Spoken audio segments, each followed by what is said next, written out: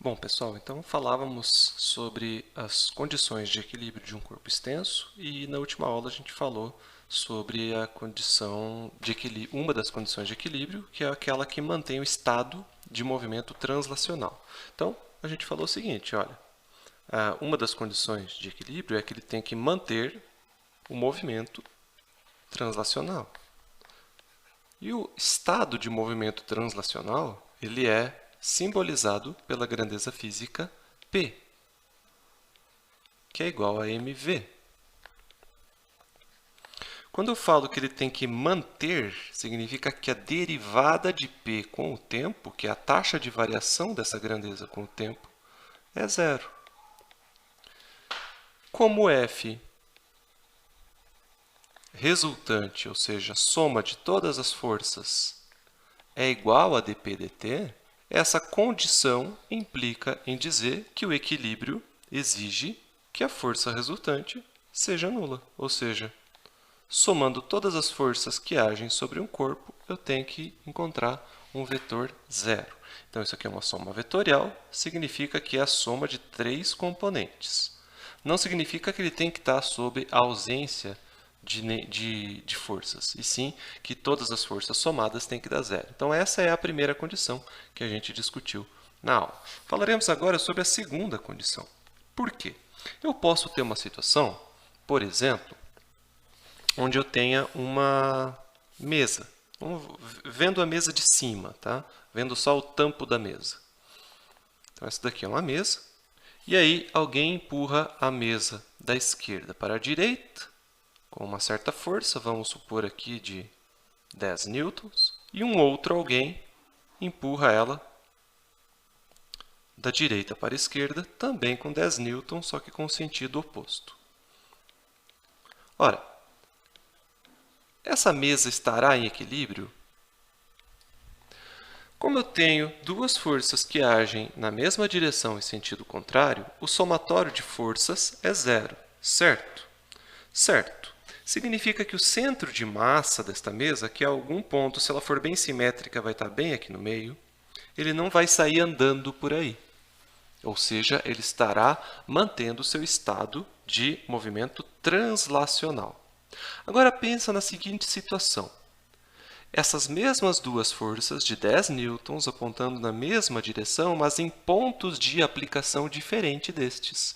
Vamos supor, por exemplo, que eu mova essa força F2 para cima e que eu mova a força F1 para baixo. Será que a força resultante deixou de ser zero? Não, não deixou de ser zero. Por quê? Para fazer o cálculo de força resultante, em nenhum momento entra em questão o ponto de aplicação desta força. Eu só preciso saber o valor da força, a direção e o sentido. Se ela está sendo aplicada aqui em cima ou aqui embaixo, tanto faz. Em outras palavras, um vetor ele pode ser transladado no teu referencial como você bem entender, desde que você não mude a direção e sentido. Você pode pegar um vetor e colocar debaixo do braço e sair por aí, desde que você não faça curva com ele. Nossa, essa minha analogia fica estranha. Tá? Mas o que eu quero dizer é que você pode movimentar um vetor no espaço desde que você não entorte ele. Tá? É isso que eu quis dizer. Então, essa força resultante entre F1 e F2 continua sendo zero. Se continua sendo zero, eu mantenho sim o meu estado de equilíbrio translacional. O que significa isso? O meu centro de massa, que é essa bolinha preta que eu simbolizei aqui, continua parado, ele não vai sair andando por aí. No entanto, o que vai acontecer com esta minha mesa? Ela vai girar, concorda? Ela vai começar a fazer isso aqui. Ó.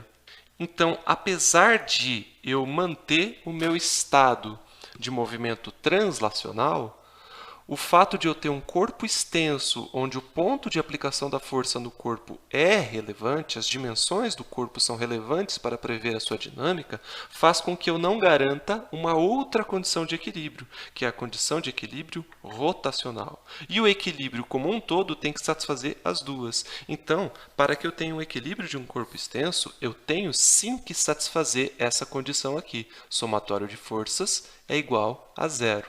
Mas eu tenho que satisfazer uma outra condição. Essa condição aqui, ela é necessária, mas não é suficiente. Então, eu preciso manter o estado de movimento rotacional. Em física, a gente mede o estado de movimento translacional por uma grandeza, chamado quantidade de movimento, ou momento linear. E também, de forma análoga, temos uma grandeza que mede o estado de movimento rotacional. E a gente denomina isso pela letra L. E a letra L vocês veem lá na física 1. É momento angular ou quantidade de movimento rotacional. Então, o L é o análogo. O que é o análogo? Não quer dizer que é igual, quer dizer que cumpre o mesmo papel em circunstâncias diferentes, em cenários diferentes. Então, o L cumpre o papel do P quando o movimento é rotacional e não translacional. Então, ele mede a quantidade de movimento de rotação. Então, basicamente, o que eu quero dizer é que para um corpo estar em equilíbrio, ele tem que manter o seu estado de movimento translacional, significa que o centro de massa não pode sair por aí andando, e tem que manter o seu estado de movimento rotacional, significa que as partículas que o compõem não podem sair varrendo ângulos em torno de si mesmo. Tá? Ele tem que manter o seu estado de giro. Então, o L pode ser entendido como um estado de giro. Então, por exemplo, uma roda de bicicleta que esteja girando, ela tem um estado de giro. Ela está em equilíbrio se ela continuar girando. Para que eu tire ela do equilíbrio, eu preciso fazer com que ela gire mais rápido ou mais devagar. Ou seja, eu preciso pedalar mais a minha bicicleta ou eu preciso frear a bicicleta. Se eu não fizer nenhuma coisa nem outra, o estado de giro será mantido. Então, eu mantenho o estado de movimento rotacional, significa que o L, que é o momento angular, será constante. Lá no caso translacional, vou voltar um slide, quem era o responsável por mudar o movimento translacional? Mudar a quantidade de movimento. É essa equação aqui, ó. A força. A força é a grandeza física que faz mudar o momento linear, ou a quantidade de movimento translacional. É isso que essa expressão está falando, que é a segunda lei de Newton, né? Força é igual à variação da quantidade de movimento com o tempo. Existe uma equação análoga que a gente escreve para o caso da rotação. Existe uma grandeza física capaz de fazer mudar o estado de giro. Tá? Então, quando o estado de giro muda, eu tenho uma variação de L com o tempo. Como é que escreve variação? Derivada. D dt é a variação de alguma coisa com o tempo. Que é alguma coisa? A coisa que eu coloco aqui. Neste caso, eu estou preocupado com o L. Então, essa derivada está falando que o L muda com o tempo. Quem faz o L mudar com o tempo é uma grandeza física que eu vou definir como sendo o torque. E é a letra grega tau. Tá? Essa letra aqui. Então, eu defino o torque como sendo algo que faz mudar o estado de movimento. Então, o torque cumpre o mesmo papel que a força, só que em circunstâncias diferentes. É o análogo da força. Então, a força é o que faz o estado de movimento translacional mudar e o torque é o que faz o estado de movimento rotacional mudar. E o que é esse L, então? O que é essa quantidade de movimento rotacional ou momento angular, como a gente costuma falar? É o análogo do P. O P mede qual é a quantidade de movimento translacional, como a gente discutiu, não é verdade? E o P ele é definido como sendo a massa vezes a velocidade. Por analogia, o que seria o L, então? Qual que é o análogo à velocidade para a rotação? É a velocidade angular, ômega. É o quão rápido algum ângulo varia em relação a uma direção referencial. E a massa é a dificuldade de que colocar alguma coisa em movimento, uma grandeza relacionada à inércia, né? Quanto maior a massa, mais difícil é você acelerar este objeto ou parar este objeto. No caso da rotação, a grandeza física análoga é o I maiúsculo, chamado momento de inércia ou inércia rotacional. Vocês viram lá na física 1. tem a ver com quão difícil é você girar algumas coisas. Isso tem a ver com a distribuição de massa ao redor do eixo de rotação. Não vou entrar em tantos detalhes, porque isso aqui é conteúdo lá da Física 1. Tá? Essa formulação de L, ela só é válida em circunstâncias especiais, quando eu tenho um eixo girando em torno de quando eu tenho um objeto girando em torno de um eixo de simetria. Então, por exemplo, digamos que eu tenho aqui um objeto, sei lá, uma esfera. Se essa esfera ela está girando em relação a este eixo aqui, ó, que passa por dentro dela, eu posso escrever o momento de inércia como sendo este I, e este I aqui são valores tabelados, você pode procurar o I para a esfera, ele não depende só do objeto, mas também em relação a qual eixo ele está girando, e o ômega é a taxa com que este ângulo muda com o tempo, né? Que ângulo? Daqui até um outro ponto, ou seja, quantas vezes por segundo eu consigo girar 2πs, né? Uma volta completa. Muito bem, quando você tem situações onde você não tem este eixo de simetria bem definido, você vai ter que apelar para uma situação um pouco mais complexa, que é a seguinte. Vou até apagar aqui essa representação. Então, isso daqui é quando eu tenho o eixo de rotação coincide com um eixo de simetria. O caso mais geral, este L é um produto vetorial. O que significa isso? Ele é um produto que vem da multiplicação de dois vetores. Um vetor R e um vetor P. Produto vetorial é uma operação matemática entre dois vetores que vocês veem lá na geometria analítica. Eu vou revisar isso daqui a pouquinho, tá? Não precisa se preocupar. Mas, basicamente, o que a gente tem que ter em mente é o seguinte. Quando você trabalha com vetores, tem duas formas de você multiplicar dois vetores. O chamado produto escalar, cujo resultado é um valor, é um número, tá? E o produto vetorial, cujo resultado é um terceiro vetor. Então, nós estamos falando de um terceiro vetor, que é o L, que é o produto de R e o P. Tá? Por que isso? Porque girar... Eu vou dar novamente uma definição minha aqui, que não é uma definição assim muito preto no branco. É uma forma só alegórica de entender as coisas. É quando um ângulo... Melhor.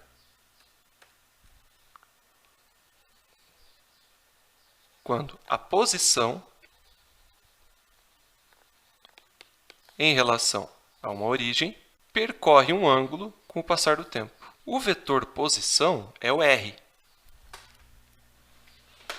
Tá? O vetor R é um vetor posição. Isso aqui vai ser muito importante para a gente. Então, por exemplo, se eu estou falando, vamos pensar por enquanto em partículas girando. Tá? Não vamos pensar ainda sobre corpos extensos. Se eu falo assim, olha, eu tenho uma partícula. E essa partícula está se movimentando para a direita. Então, ela tem um vetor P, né, que aponta na mesma direção do V. Vamos agora chamar isso aqui de P, porque P é igual a mv. Não tem o mesmo valor de V, mas tem a mesma direção e sentido. Quando você multiplica um vetor por um escalar, que é a massa, o vetor resultante tem a mesma direção e sentido que o primeiro, só muda o tamanho do vetor. Essa massa que está se deslocando para a direita, será que ela está girando? No primeiro momento você pode achar absurdo e dizer que não, né? Não está girando, está andando em linha reta. E aí que eu te pego, porque eu posso falar a palavrinha mágica na física, que é depende. Depende de como você enxerga essa situação. Veja que quando eu descrevi essa situação, em nenhum momento eu coloquei uma origem, desenhei eixos referenciais, nem nada do tipo. Por quê? Dependendo da escolha de origem, ou seja, do referencial a partir do qual você descreve essa situação, eu posso dizer sim que ele está girando. Quer ver? Se eu coloco um eixo Y aqui e um eixo X aqui embaixo, obviamente a origem é o cruzamento, né, do eixo X com o eixo Y. Então, a origem está aqui. O que é o vetor posição? O vetor posição sempre será um vetor que ele parte da origem e ele chega na posição a que você está se referindo. Tá? Neste caso, eu estou preocupado com a posição da partícula. Então, ele é um vetor que ele sai daqui e ele vem para cá. Deixa eu fazer ele de vermelho. Então, este é o vetor posição R. Passado algum tempo, se ele continuar se movimentando para a direita, vocês não concordam que ele vai estar mais ou menos aqui assim?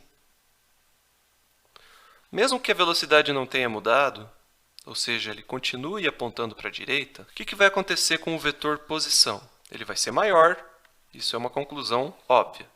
Vai estar mais longe da origem porque ele está se movimentando. Então, a posição mudou? Mudou. Mas além do valor da posição ter mudado, você percebe que esse ângulo mudou?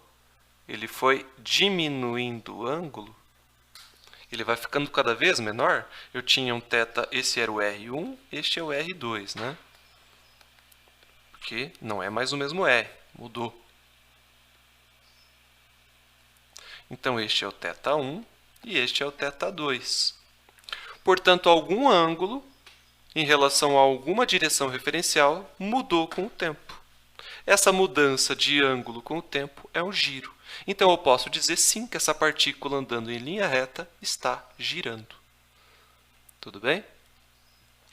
Agora, dependendo do referencial que eu adotasse, eu poderia ter essa mesma situação descrita e concluir que ele não está girando. Como que poderia acontecer isso? Ora, se você... Deixa eu copiar aqui embaixo, nessa situação. Como que isso poderia não estar girando? Dependendo da minha escolha de referencial.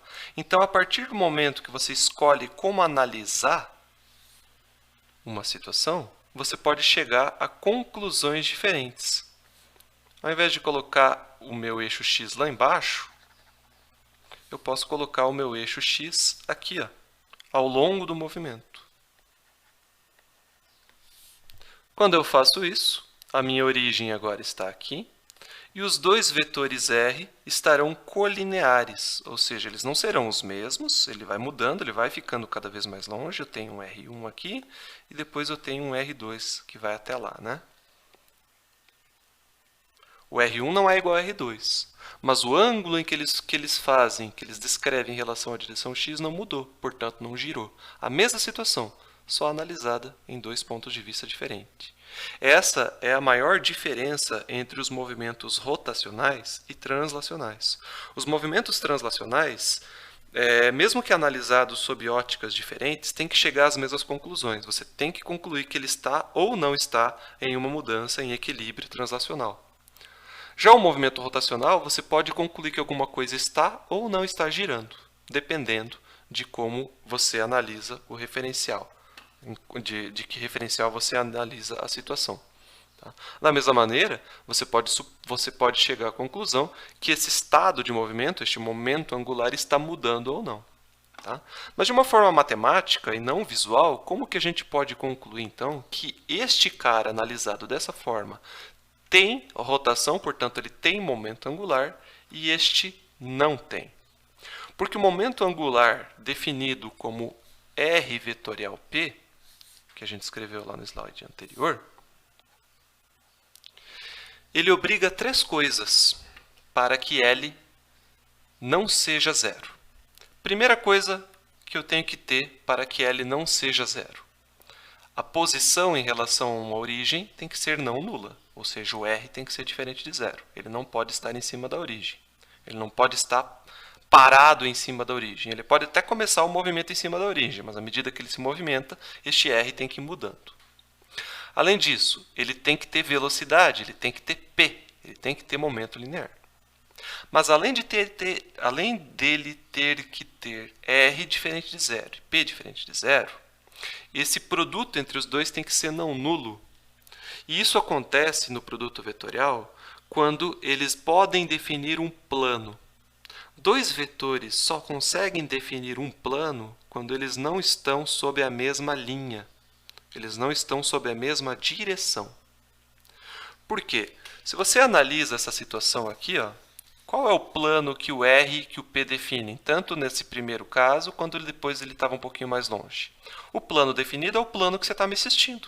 É o plano do teu computador ou do teu celular, sei lá onde é que você está me assistindo. Essa tela que você está me olhando é o plano definido entre R e P. Tá? Toda vez que você tem dois segmentos e esses segmentos não estão em cima da mesma direção, eles conseguem definir um plano. O vetor resultante deste produto vetorial ele tem que ser necessariamente perpendicular a este plano. O L, portanto, tem que necessariamente ser um vetor que ele está entrando na tela que você está me assistindo ou saindo da tela que você está me assistindo. Se ele está entrando ou está saindo, tem uma questão de sinal aí que a gente já vai ver. Tá? Quando que é positivo, quando que é negativo. Mas, por enquanto, você tem que ter isso em mente. O R e o P definem um plano, e o L, que é o terceiro vetor, que é o produto vetorial, ele tem que ser perpendicular a este plano. Por que que aqui em cima está girando e aqui embaixo não está girando? Porque aqui em cima eles conseguem definir um plano. Agora, aqui embaixo, quando está um em cima do outro, não tem plano definido. Qualquer plano ele vai conter simultaneamente o R e o P. Vai ter infinitos planos aqui. Eu posso pensar neste plano, por exemplo. Vou fazer de roxinho aqui. Ó. Posso pensar neste plano aqui, que é o plano da tela do teu computador. É um plano possível, mas não é o único plano possível. Poderia ter um plano meio na diagonal aqui assim, ó, que também contém os dois. Percebe? Assim como infinitos outros planos. Então, quando dois vetores são colineares, eles não podem definir um plano e, portanto, o produto vetorial entre eles é zero. Tá? Baseado nisso, como que a gente encontra uma expressão para o torque? O torque, como eu falei, é dL dt. Onde L é igual a produto vetorial de R com P. Se você substituir isso nessa expressão, esse é o torque resultante, tá? Mas aqui a gente está falando de uma força só por enquanto, então eu vou me dar ao direito de só falar de torque. Vai ser d dt de R vetorial P. Derivada de um produto. Como é que você deriva um produto? É a regra do produto lá, né? Derivada do primeiro vezes o segundo, mais o primeiro vezes a derivada do segundo. Ou seja, dr dt vetorial P mais R vetorial, produto vetorial, com dp dt. Quem que é esse sujeito aqui? Ó?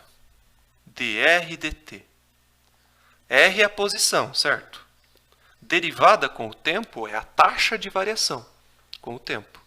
Portanto, essa derivada é a taxa de variação da posição com o tempo. Que grandeza é essa? Velocidade. E essa grandeza aqui, dp dt, a gente já falou dela, né? Quem faz variar a quantidade de movimento linear, movimento translacional com o tempo? É a força.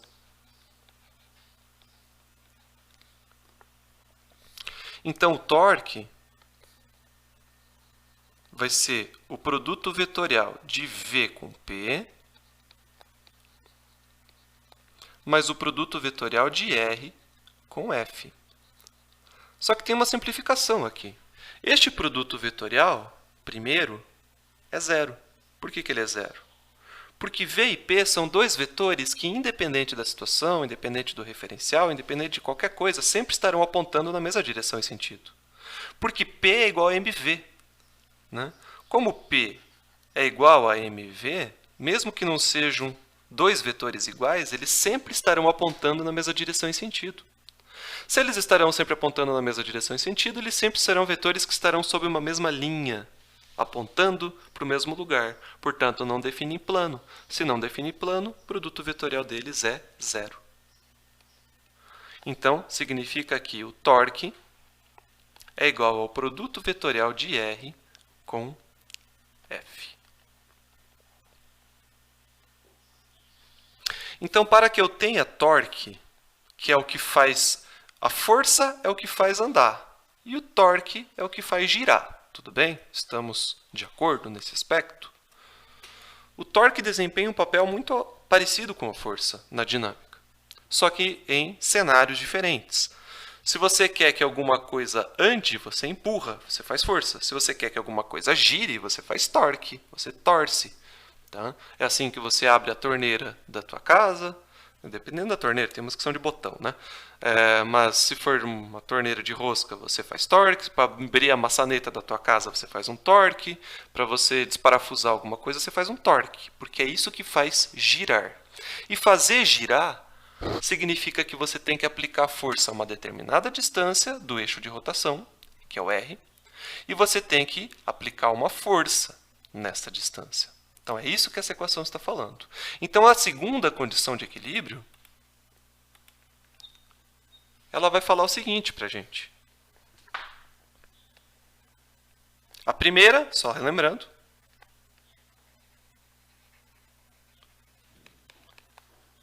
ela vai obrigar que o somatório de forças seja zero. E isso vai propiciar aqui a manutenção translacional. Esse movimento, esse estado de movimento, tá? Na grande maioria das vezes é o estado que está parado. Tá?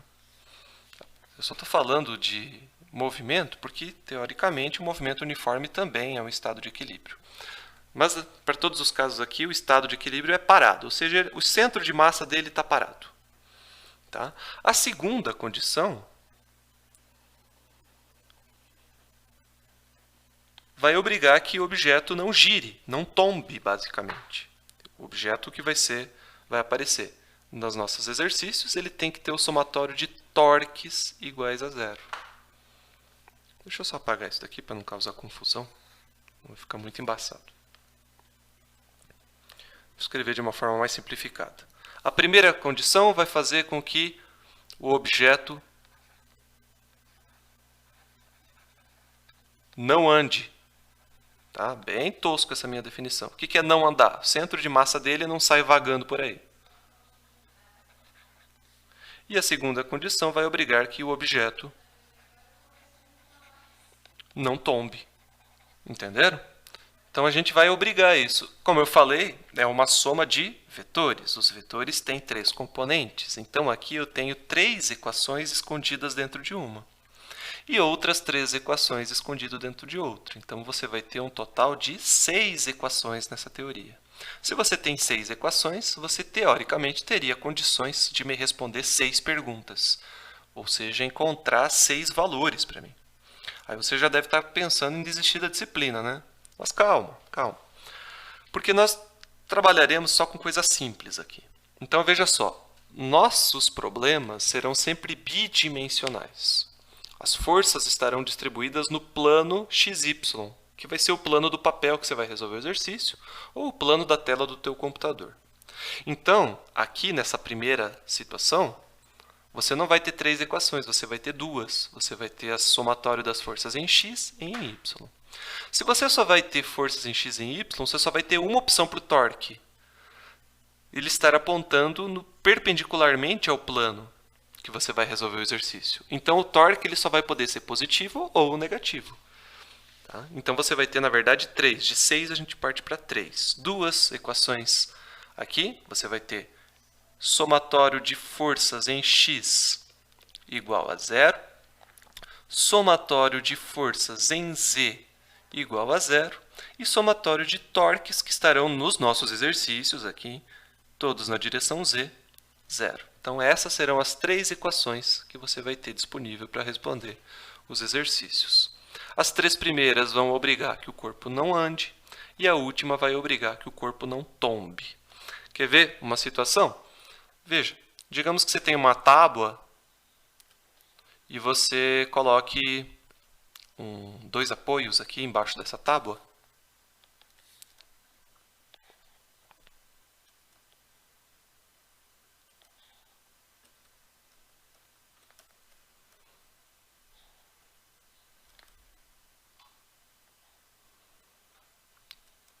Eu vou deixar os exemplos para fazer na outra videoaula, tá? Esses exemplos que eu estou falando aqui são só de situações, eu não estou resolvendo. E aqui na ponta você coloca uma pessoa.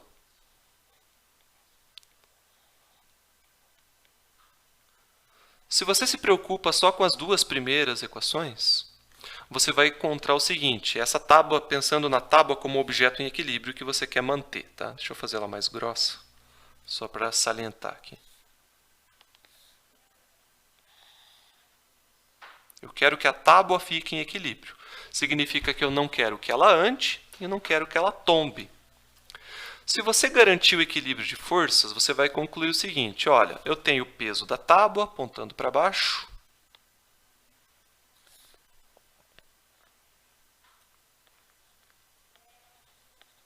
Você vai ter o peso da pessoa atuando na tábua para baixo, Mzinho G. E você vai ter duas forças, no primeiro apoio e a do segundo apoio, que não serão iguais, tá? A do primeiro apoio vai estar sendo suportado mais no primeiro do que no segundo. Eu ainda não sei, inclusive é uma das coisas que eu posso descobrir nesse problema, se eu quisesse. Se você garantir o equilíbrio de forças, você faz com que essas quatro forças somadas sejam zero. Eu não tenho forças horizontais. Aqui é FY, desculpa, eu escrevi FZ, tá? Eu não tenho forças em Fx, são todas verticais. Então eu só preciso me preocupar com as positivas e as negativas, tá? F1 e F2 são para cima e os dois pesos são para baixo. Se você só se preocupa com essa condição, até você garante o equilíbrio de que o objeto não ande, ou seja, o centro de massa não afunde e nem suba. Mas você não garante o equilíbrio de torque. O que pode acontecer com essa tábua? Ela tombar, ela girar, ou seja, algum ângulo seja percorrido com o tempo. Entenderam? Então você tem que ter o equilíbrio de torques para poder garantir o perfeito equilíbrio. Tá? Antes de partir aqui para situações mais concretas, eu gostaria de falar um pouco sobre como calcular o torque. O cálculo do torque vocês aprendem em Física 1, mas é uma coisa que fica um pouco esquecida, porque é o finalzinho do semestre, e ele advém de um produto vetorial. Então vamos lá. Vamos supor que existam dois vetores, A e B. Tá? E, além disso, vamos colocar esses vetores A e B em um eixo XY. Só que eu vou escrever o eixo XY de um jeito meio diferentão aqui. Eu vou colocar o eixo Y em perspectiva, assim, ó, entrando.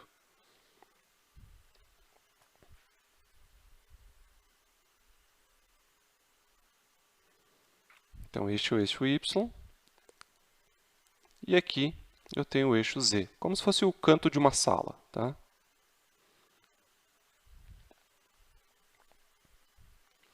E aí vamos colocar dois vetores aqui. Um vetor que eu vou chamar de A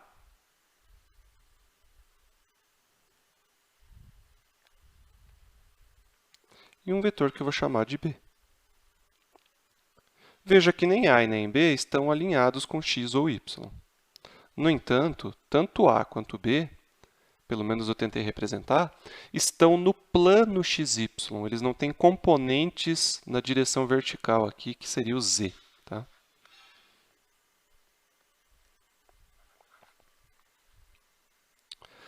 Portanto, toda vez que você tem dois segmentos, e esses dois segmentos podem representar dois vetores, esses dois segmentos vão definir um plano, tá? A não ser em duas situações bem específicas, que a gente já vai falar delas. Mas, em geral, dois segmentos definem um plano. Se eu tenho um segmento para cima e um segmento para o lado, você vai ter este plano aqui, que é da tela onde você está me assistindo. Tá? Agora, se eu tenho um segmento reto, mas ao invés... Deixa eu tentar fazer assim. Se eu tenho um segmento assim, ó, na horizontal, e o outro segmento está assim, ó, entrando no plano onde você está me assistindo, o plano que eu defino agora não é o plano onde você está me assistindo, é este plano aqui.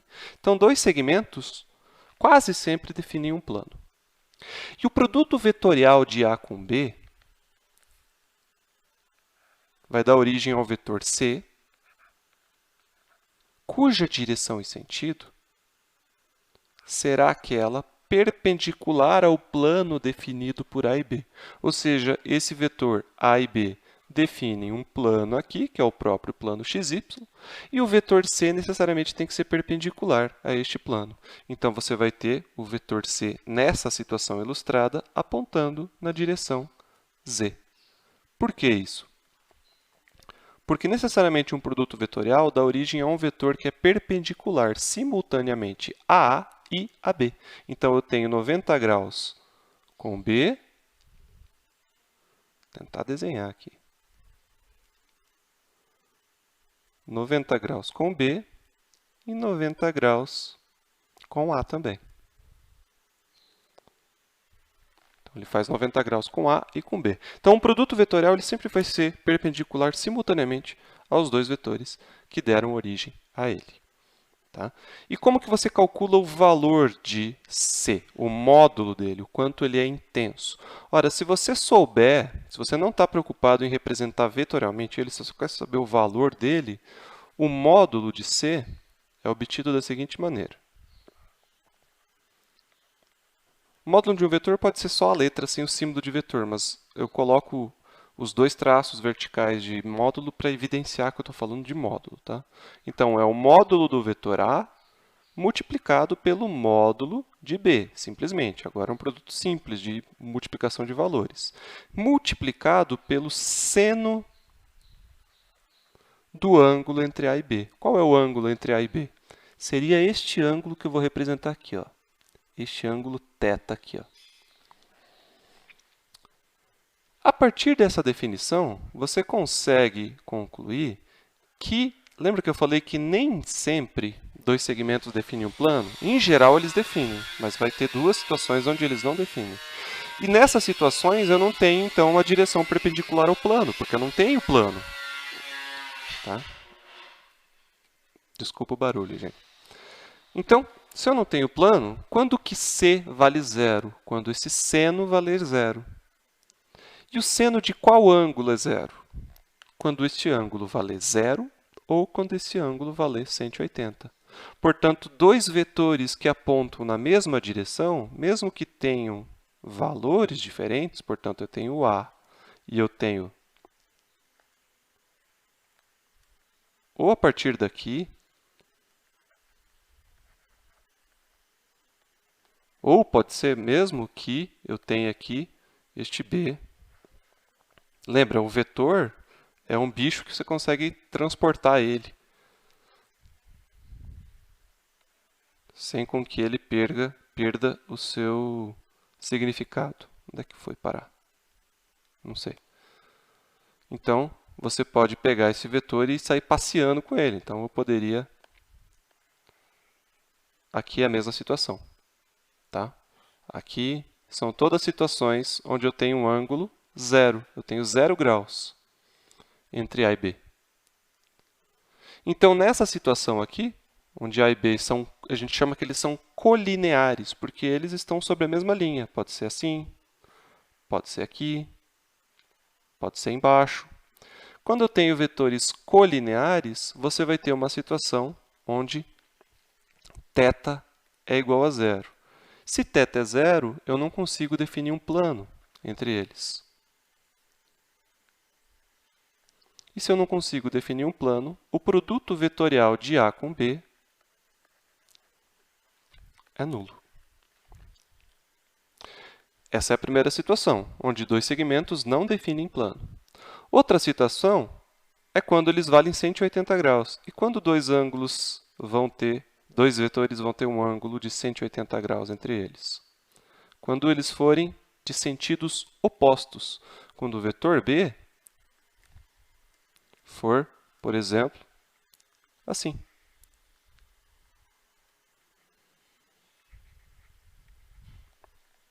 Nessa situação, o ângulo entre eles, olha aqui, ó, 180 graus.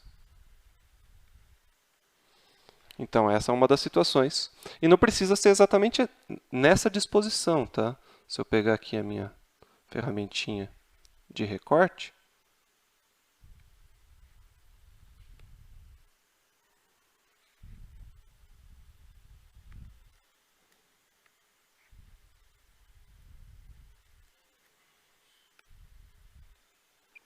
aqui eles também valem 180 graus. E aqui eles também valem 180 graus. Tá? Lembra, um vetor você pode andar com ele no plano que ele continua sendo o mesmo vetor. Aqui também 180 graus. Tá? Então, em qualquer hipótese onde eles são opostos, sentidos opostos, eles têm 180 graus. E nessa situação, novamente, você vai ter aqui θ de 180 graus, quando eles são opostos. Você vai ter o produto vetorial de A com B igual a zero. Tudo bem?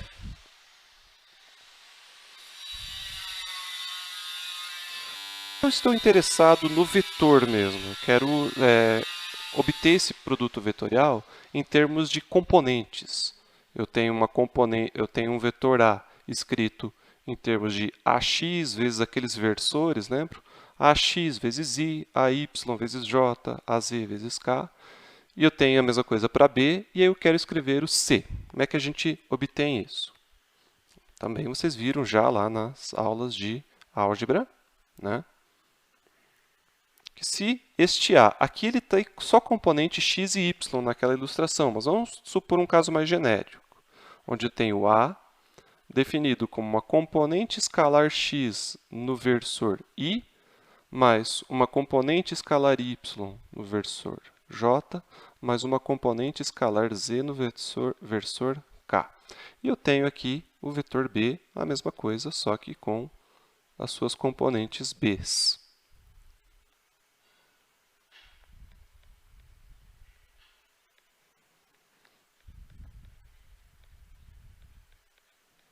E eu quero o vetor C, onde o vetor C é igual a A vetorial B.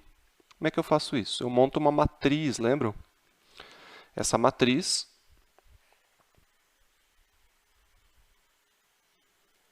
você vai colocar na primeira linha os versores I, J e K.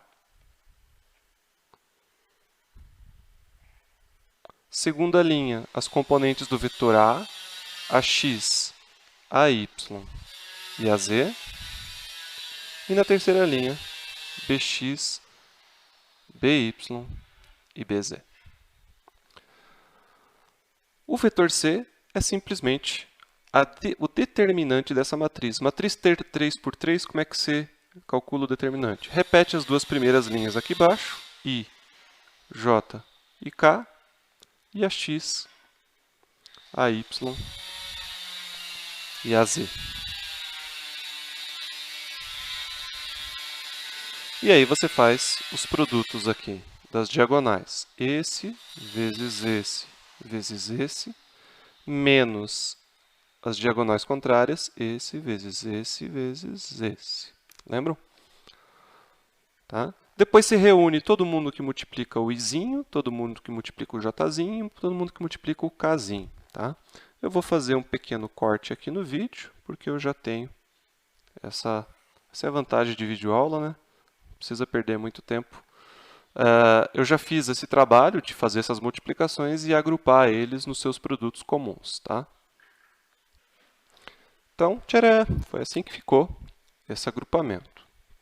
Você vai ter esse monte de coisa aqui que multiplica o izinho, mais esse monte de coisa que multiplica o jzinho, esse monte de coisa que multiplica o kzinho. Esses montes de coisas são as componentes do vetor C na direção x, na direção y e na direção z. Tá? Isso é o caso mais geral que tem. Para deixar vocês tranquilos, os torques que nós vamos calcular, que também vai vir de um produto vetorial, eles não vão ser casos muito gerais. Porque os vetores que nós faremos nós faremos a multiplicação vetorial, eles não estarão em direções arbitrárias. Eles estarão sempre ou na direção x, ou na y, ou em uma componente, ou uma decomposição de x com y. Nunca vai estar na direção z. Ora, vamos voltar aqui para a ilustração anterior. Essa ilustração aqui. Ó. Se A e B nunca estiverem na direção z, sempre estarão nesse plano x, y, necessariamente o vetor C estará sempre na direção z, sempre apontando ou ao longo de Z ou o contrário, a Z. Como que a gente consegue concluir isso lá naquela matriz? Ora, se eu não tenho os vetores A e B apontando em Z, significa que esse AZ e esse BZ é zero. O que acontece com esse trambolhão aqui? Deixa eu ver se eu consigo copiar esse.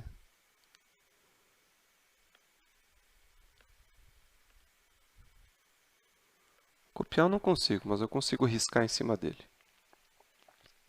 O que vai acontecer aqui se eu...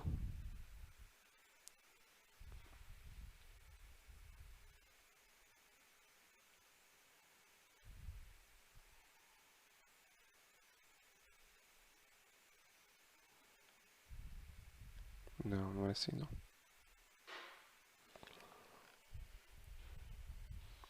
Ah, tudo bem, eu vou fazer de uma gambiarrinha aqui. Não aprendi a fazer isso. O que vai acontecer aqui se eu não tenho AZ e nem BZ? Eu vou usar uma outra ferramenta aqui, um blur.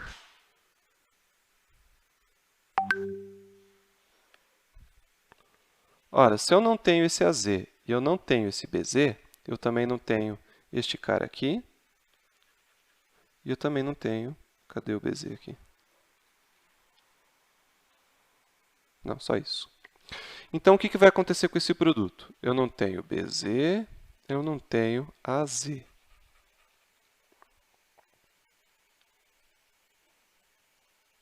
Eu não tenho AZ, eu não tenho BZ.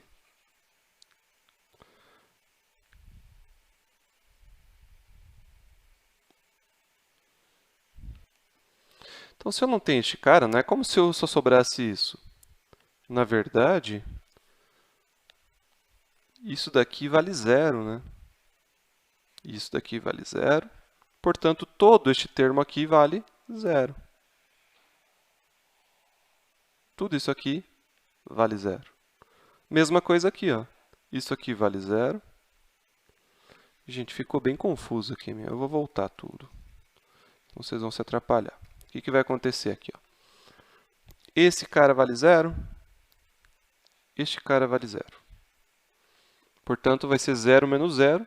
Portanto, tudo isso daqui, deixa eu fazer outra cor,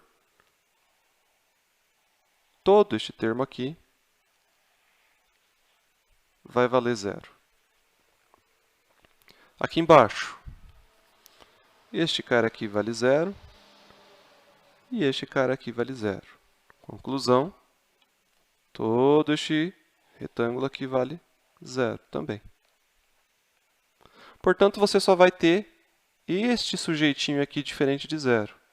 Ou seja, o teu vetor C estará inteiramente apontando na direção K, que é o versor que aponta ao longo do eixo Z. Então, o fato de eu não ter AZ e nem BZ, porque eles são zero, faz com que o meu vetor aponte unicamente na direção K.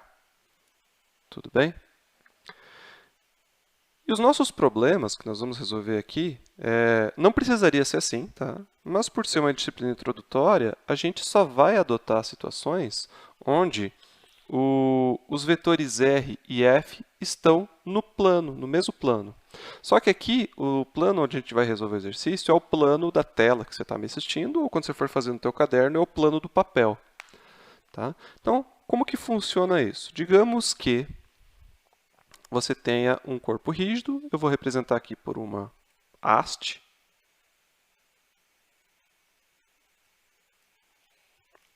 Agora eu não vou falar mais de vetor A e B, eu já vou falar do torque mesmo.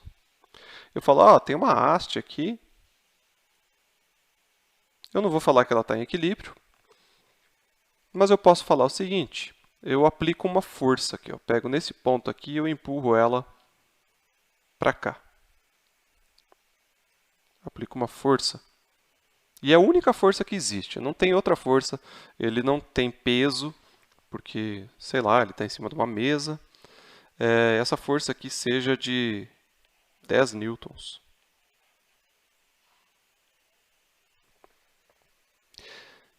Se eu faço a seguinte pergunta para vocês, qual que é o valor da força resultante? você não precisa pensar muito, é 10 newtons. Mesmo sem definir referencial nem nada. Não existe outra força a não ser essa, força resultante é 10 newtons. Agora, se eu faço a seguinte pergunta para você. Qual é o torque que essa força exerce sobre essa haste? Você não tem como responder essa pergunta sem antes definir uma origem. Para falar de rotações e torques, você necessariamente precisa definir qual que é o teu referencial.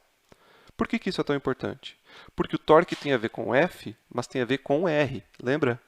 Torque é igual a R vetorial F. O F está ali, mas e o R?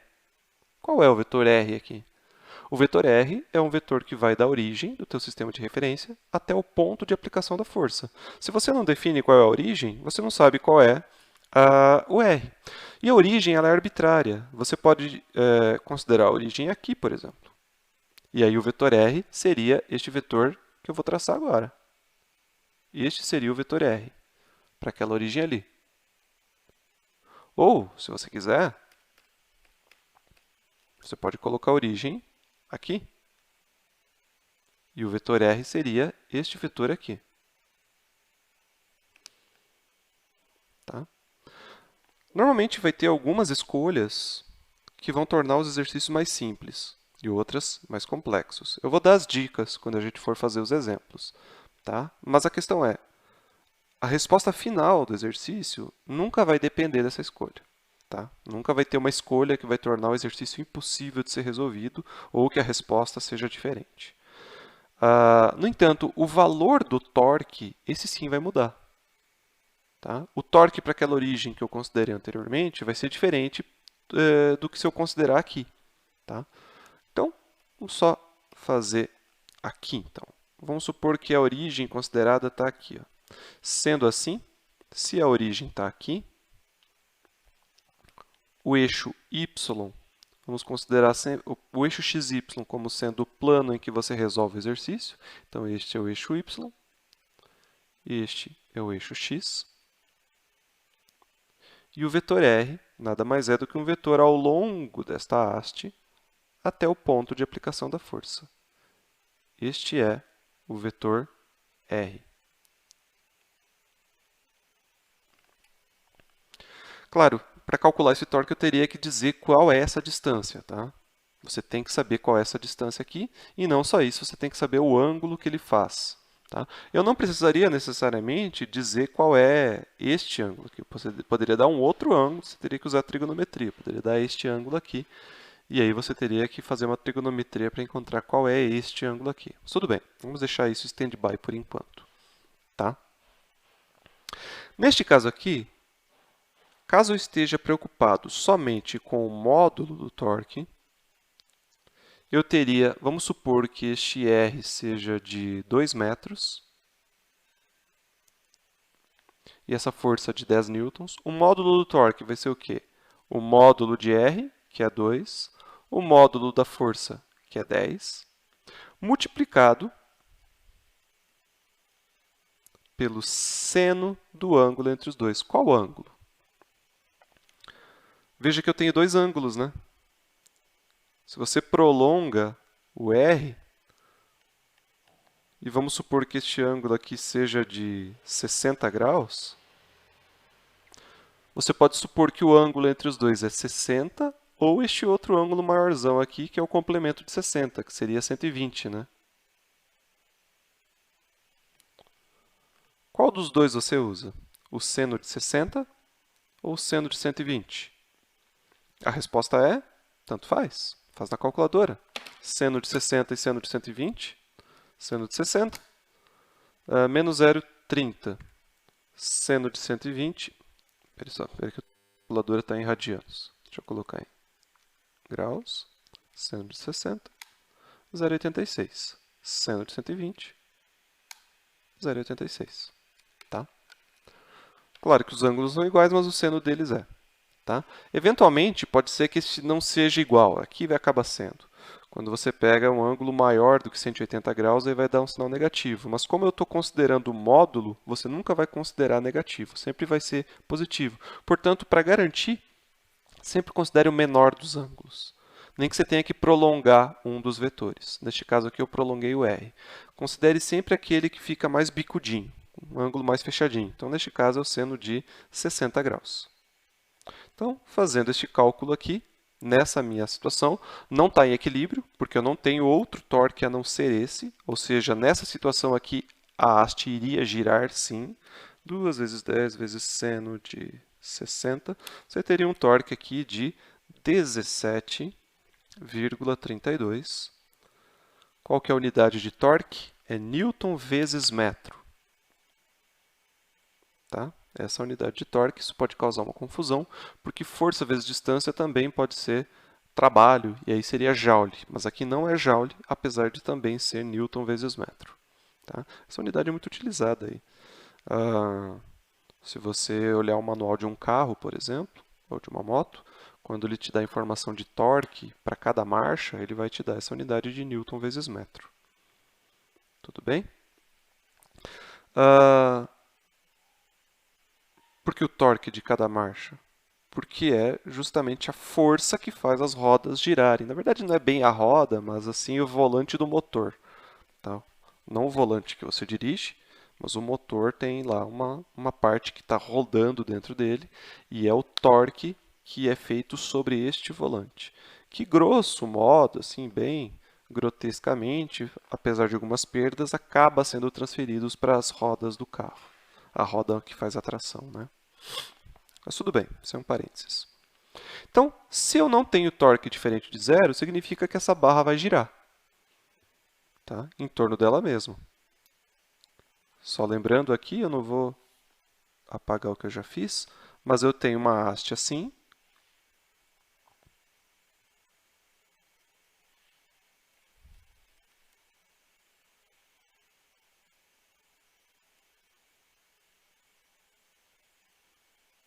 Eu tenho uma força agindo mais ou menos aqui assim.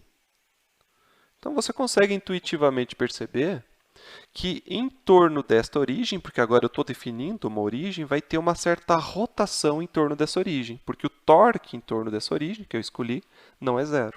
Então, ele vai dar uma giradinha. Tá? Talvez ele não fique girando para sempre, mas num primeiro momento ele vai dar uma tombada aqui. Então, vai estar um ângulo sendo varrido aqui, em relação ao eixo X que eu escolhi. Tudo bem? Bom, eu falo tudo bem por cacuete meu, tá? Porque vocês não vão conseguir responder para mim se está tudo bem ou não. Inclusive, eu já peço desculpa antecipadamente, que eu tenho vários cacuetes linguísticos aí. Não é linguístico, é mania. Eu fico falando, tá bom, ok. Ok não pode mais falar, porque o presidente também fala demais daí. Não quero ser confundido. Mas eu fico nesse, tá bom, tudo bem. Prosseguindo. Então, o torque não ser zero reflete o fato de que eu vou ter alguma alteração no giro dessa haste aqui em torno deste ponto da origem. Agora, veja que eu só dei o valor, não dei o sinal positivo ou negativo. Para onde está apontando este torque? Veja bem, o torque ele tem que ser perpendicular ao plano formado por R e por F. Qual é este plano? É o plano aí que você está me assistindo. É o plano aqui, XY. Portanto, eu tenho duas possibilidades para o torque. Ele sai do plano em que você está assistindo, está saindo e está indo em direção a você, ou o contrário, ele está saindo de você e entrando ali no plano que no caso, assim seria saindo, e assim seria entrando para você, né? Para mim é o contrário. Para cada um desses sentidos, eu tenho um sinal. A gente adota a seguinte convenção. Quando o vetor sai do plano, ele tem um sinal positivo. Quando ele entra no plano, ele tem um sinal negativo. Mas existe uma regrinha aqui, chamada regra da mão direita. Tem duas regras para dizer se o vetor é positivo ou negativo. O vetor c, tá? O torque. A primeira regrinha faz o seguinte, ó. Tá vendo aqui a minha ilustração? Você pega a mão direita, por isso chamada regra da mão direita, e você vai alinhar com o primeiro vetor, que é o R, que é o primeiro vetor da relação aqui. Essa é a relação, pega o primeiro vetor, que é o R, e você alinha com a tua mão. Ou com essa parte aqui da lateral, ou com essa daqui. Tá?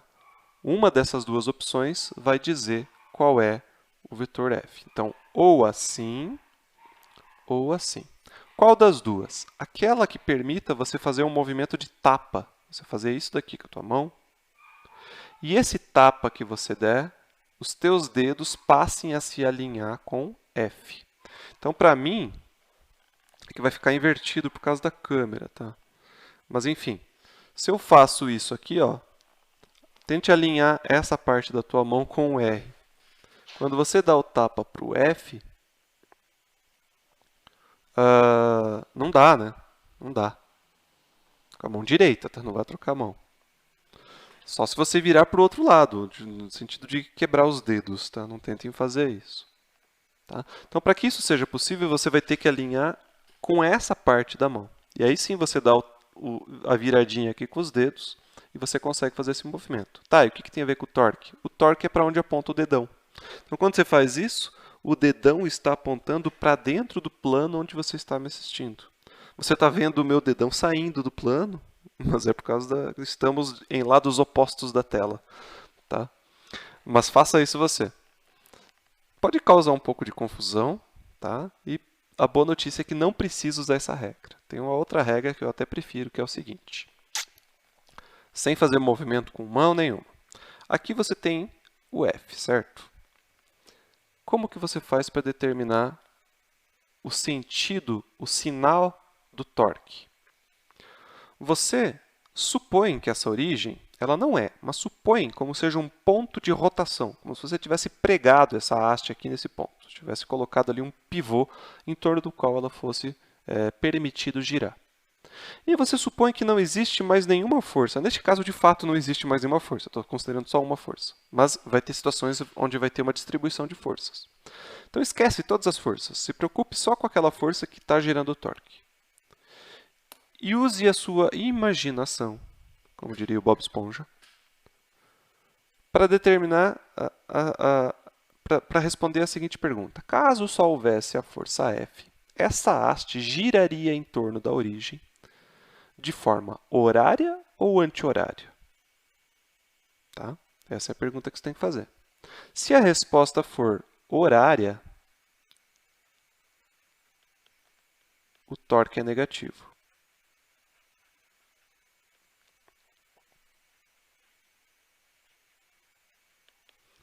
Obviamente que o contrário é o caso anti-horário.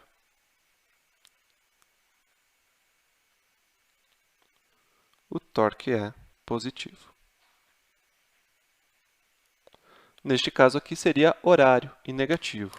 Segundo a regra da mão direita, o meu dedo entraria no plano, tá? Quando o vetor entra. Então, o torque aqui é um vetor que entra no plano da tela onde você está me assistindo. Tá? Isso é importante na hora de determinar os torques. Beleza, gente? Com isso, a gente mata a situação aqui de torques, como que se calcula torque. Este objeto aqui não está em equilíbrio, tá? Porque eu só tenho uma força e um torque. Então, o somatório de forças não é zero, o somatório de torques também não é zero. Então, gente, antes de partir para o exemplo, eu só queria levantar aqui fazer só uma discussão em torno do torque, porque ele é uma grandeza que ela não é tão óbvia quanto a força, né? Força é uma coisa que a gente está acostumado a lidar, o torque nem tanto. Então, como eu falei, o torque, de uma forma assim não muito precisa, a gente pode dizer que é uma grandeza que faz as coisas mudarem o seu estado de giro, ou entrar em um movimento de rotação, ou diminuir o seu movimento de rotação. Perceba, ele não é necessário para manter a rotação. Tá?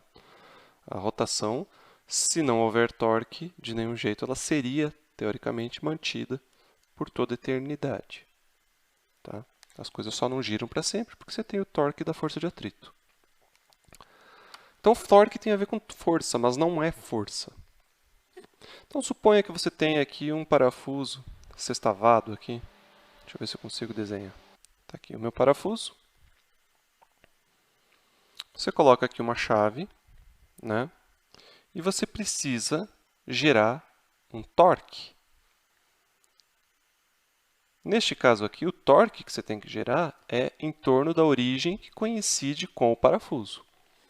Como é que você gera o torque? Causando uma força na chave. Vamos analisar um pouco como que as diferentes possibilidades de aplicar essa força se relacionam com a ideia de que torque é uma posição multiplicada vetorialmente por uma força. Ou seja, o módulo do torque é o valor dessa distância, dessa posição, vezes o valor da força, vezes o seno do ângulo entre eles. Tá? Então, significa o quê? Se eu fizer uma força aqui, na chave, vai ser uma forma muito ineficiente de desparafusar isso daqui, né? Aqui, neste caso, estaria parafusando, né? Estaria girando no sentido horário. Para desparafusar, teria que ser o contrário. Mas tudo bem, digamos que eu queira parafusar ele.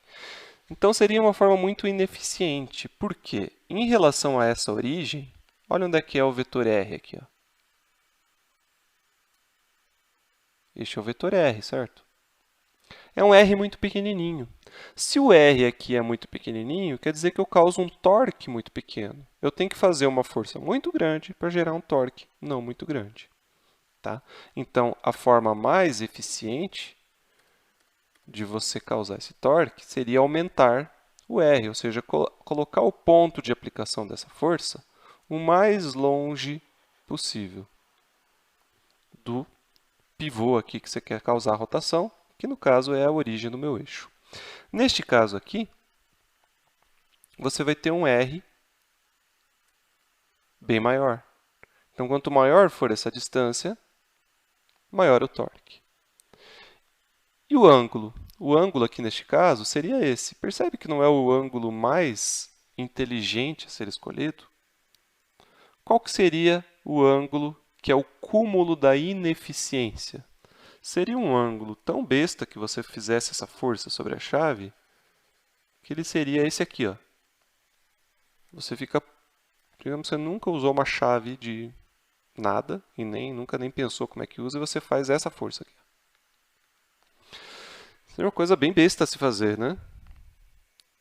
Igualmente besta seria você pegar essa força e fazer ela atuar para cá. Quando você faz isso, você tem uma força diferente de zero. Concorda? Concorda. Então, este cara aqui não é zero. Você tem um vetor posição diferente de zero. Então, este cara aqui também não é zero.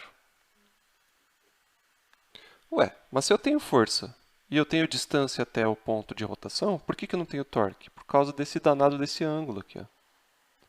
Este ângulo aqui, nessa representação que eu fiz, é quanto? São opostos. Você poderia pensar é zero. Não, não é zero, é 180. Você transpõe. Quando ele está assim, ó, se você transpõe, né, posso arrastar esses vetores. Você vai ter essa situação aqui. Ó. Então, você tem 180 graus. Então, seno de 180, este cara aqui é zero. Assim como, nessa situação, onde eles estão apontando para o mesmo lado, neste caso aqui, o ângulo não é 180, mas é zero, e seno de zero também é zero. Por isso que nessa situação, se você puxar a chave ou empurrar a chave, você não gera torque, apesar de ter força e ter distância. Então, você tem que ter um ângulo entre 0 e 180. Mas existe um ângulo ideal, né? Cujo seno é o maior valor possível. Qual que é o maior valor possível de um seno? É 1. E que ângulo em que ele é 1? 90 graus. Então, a forma mais eficiente de abrir uma torneira, abrir uma maçaneta, desparafusar um parafuso ou parafusar um parafuso, tem o objetivo, é fazer com que este ângulo entre força e distância seja de 90 graus. Porque aí você maximiza o torque. Ele vai ser simplesmente, neste caso aqui, o valor da distância multiplicado pelo valor da força. Tudo bem? Então, agora a gente pode partir aí para alguns exemplos.